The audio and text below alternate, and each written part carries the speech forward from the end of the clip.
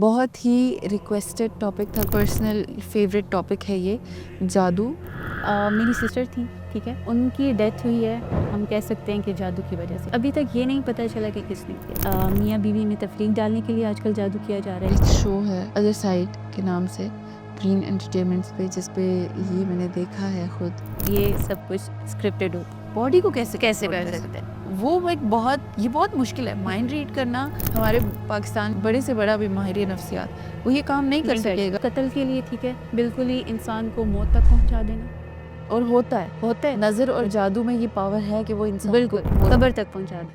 अच्छा, mind reading अगर हम कहें, फर्स्ट एपिसोड्स को अगर हम लेके बात करें माइंड रीडिंग की, तो वो 2 किस्म की होती है माइंड रीडिंग, ठीक है।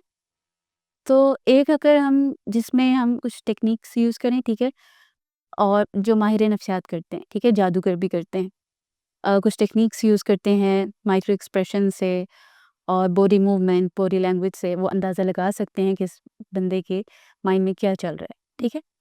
तो अगर ये धोखे के गर्ज से नहीं है, फिर तो समझ आता है, फिर तो ठीक है।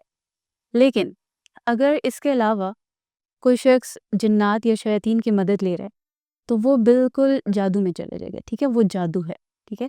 और ये चीज़ इस्लाम में हराम, ठीक है, क्योंकि नबी सल्लल्लाहु अलैहि वसल्लम की हदीस का मफ़हूम है कि नबी सल्लल्लाहु अलैहि वसल्लम ने फरमाया कि जो शख्स जादू सीखे, चाहे वो कम हो या ज़्यादा, ठीक है, तो वो अल्लाह ताला से बिल्कुल अलग हो जाता है ईमान के लिहाज से। और इसके अलावा नबी करीम सल्लल्लाहु अलैहि वसल्लम की हदीस का मफ़हूम है कि नबी करीम सल्लल्लाहु अलैहि वसल्लम ने फरमाया अपने सहाबा से कि 7 हलाक करने वाले गुनाहों से बचो। तो सहाबा के अर्ज़ करने पर नबी करीम सल्लल्लाहु अलैहि वसल्लम ने फरमाया अल्लाह ताला के साथ शिर्क करना, सूद खाना, यतीम का माल खाना, पाक-दामन औरतों पर बुहतान लगाना, तोहमत लगाना और उसके अलावा जादू करना, ठीक है? ये सब इन गुनाहों के साथ नबी करीम सल्लल्लाहु अलैहि वसल्लम ने फरमाया कि ये हलाक करने वाले गुनाह हैं, ठीक है? अगर आप माइंड रीडिंग को कह रहे हो कि मैं किसी का माइंड पढ़ सकता हूँ और आप किसी शैतान या जिन्नात की मदद ले रहे हो, तो ये सरासर जादू है और ये इस्लाम में हराम है, सही। ठीक है? तो इसके 2 अलावा किस्में आ जाती हैं कि अगर आप टेक्निक्स के ज़रिए आप माइंड पढ़ रहे हो, वो तो एक अलग चीज़ है, ठीक है? साइकोलॉजी। हाँ, वो माहिर नफ्सियात आमतौर पर करते हैं। लेकिन अगर आप इन शॉर्ट ये कह सकते हैं कि आप शैतान या जिन्नात की मदद लेंगे, तो वो सरासर जादू है। और आप प्राउडली ये कह रहे हैं कि आपके पास ये पावर है, हाँ, तो ये पावर इस किसी तरफ के लेके पास चल। नहीं है, ये सिर्फ़ पावर जो है अल्लाह ताला के पास है, ठीक है? क्योंकि आलिमुल गैब की सिर्फ़ अल्लाह ताला के लिए ख़ास है। कोई बंदा ये नहीं कह सकता कि मैं आलिमुल गैब हूँ, अगर जो कहेगा तो वो ये कुफ़्रिया कलिमात हो जाएँगे और ये इस्लाम के दायरे से ख़ारिज हो जाएगा। बॉडी को कंट्रोल करना कैसे है? अच्छा, बॉडी को कंट्रोल करना भी हम यही कह सकते हैं कि कुछ टेक्निक्स अगर यूज़ करें, ठीक है, वो समझ में आती हैं, ठीक है?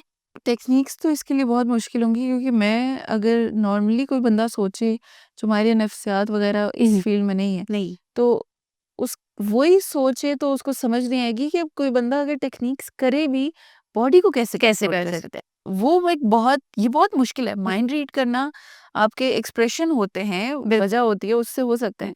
बॉडी कंट्रोल करना, ये तो या तो वो खुद बंदा कर सकता है, या तो मतलब मुझे लगता है कि दूसरे बंदे के कंट्रोल में नहीं है। कोई भी हमारे पाकिस्तान में बड़े से बड़ा भी माहिर नफ्सियात, वो ये काम नहीं कर नहीं कर सकेगा कि किसी की बॉडी को कंट्रोल कर दे। हिप्नोटाइज़ वो एक अलग चीज़ है, हाँ। वो तो फुली बंदा चला जाता है किसी और ज़ोन में। लेकिन बॉडी को कंट्रोल करना ये थोड़ा-सा ट्रिकी है। तो यहाँ पे हम यही कह सकते हैं कि जो हमें दिखाया जाता है उसमें या तो स्क्रिप्टेड होता है, ठीक है? या फिर उसके अलावा एडिटिंग होती है। अगर ये दोनों चीज़ें नहीं होती, तो फिर वो शैतान या जिन्नात की मदद लेते हैं। तो सही। शैतान या जिन्नात की मदद लेना, जैसे मैं आपको पहले बता चुकी हूँ कि वो सरासर जादू है।